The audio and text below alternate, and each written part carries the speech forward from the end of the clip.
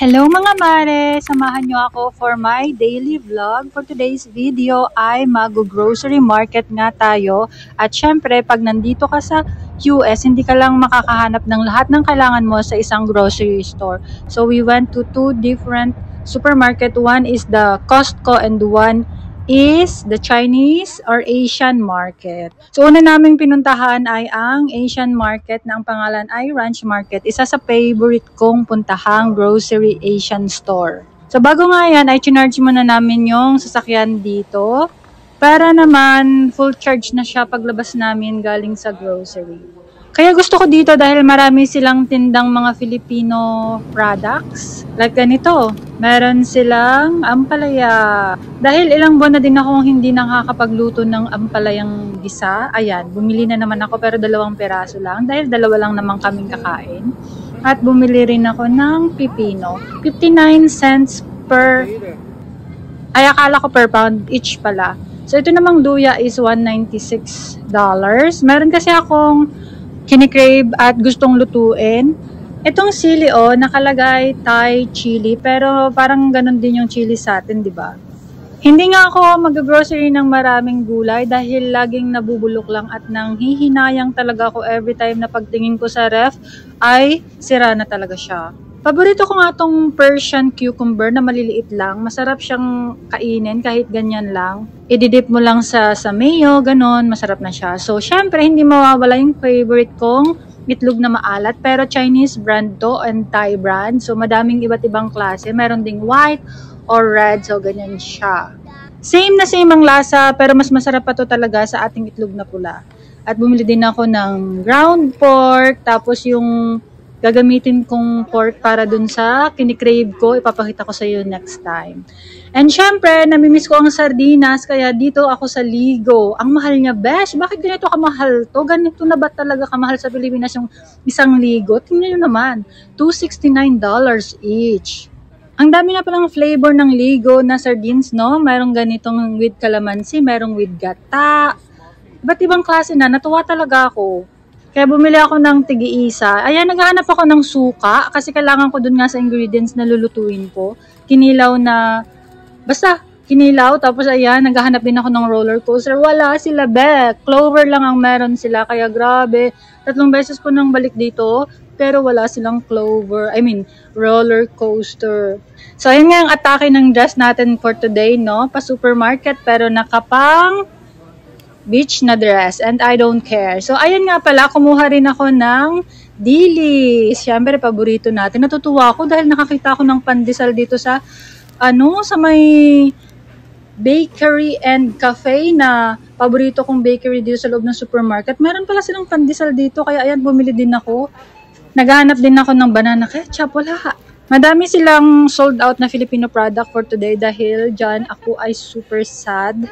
Yan ang anak ko, gusto niyang magpakarga sa akin pero nagigets niya pag sinasabi kong I cannot lift you kasi mommy's hand, ganyan. Alam na niya yan. Kaya trinay talaga niyang tumayo mag-isa, no? Kahit hirap na hirap siya dahil ang haba ng legs niya. Dito pala, pag mag-grocery ka, ikaw rin yung magbabag, hindi ka nila i-help.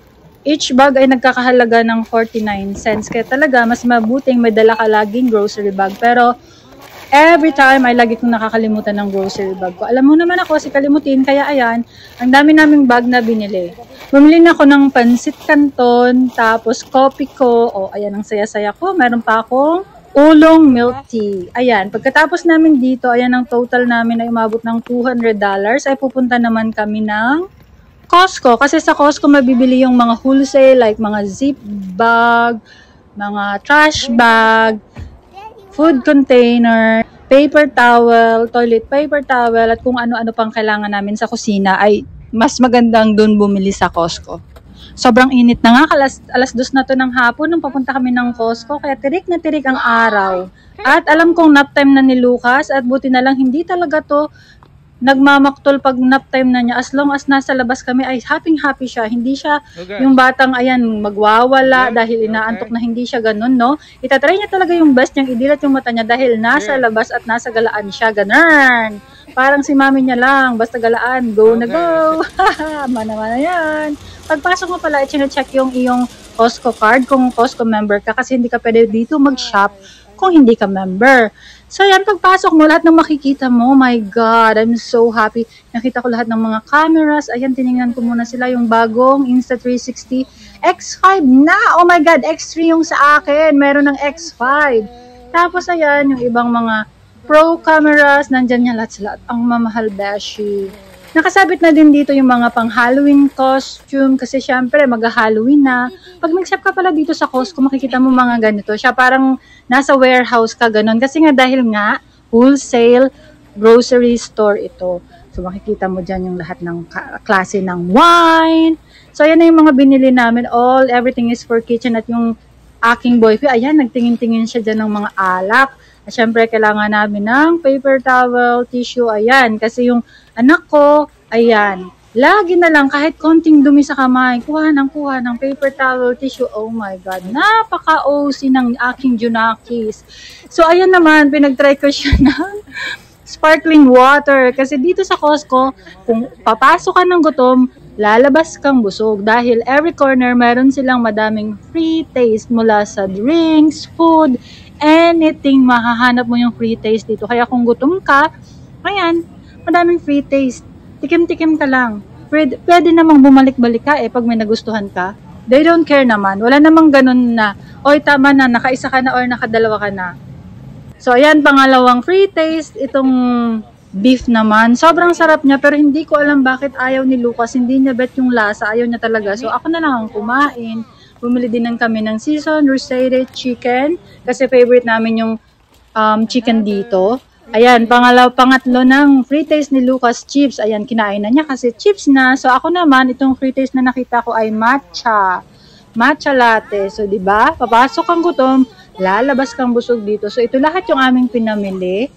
Umabot din kami ng mag-isang oras kakaikot kasi napakalaki nitong place na to.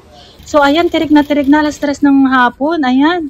Pag-uwi din ako ng video kasi gutom na kami, kumain na, and then ayun, pareho kami ni Lucas Plakda. Tulog talaga kami, no? Yun lang guys, bye!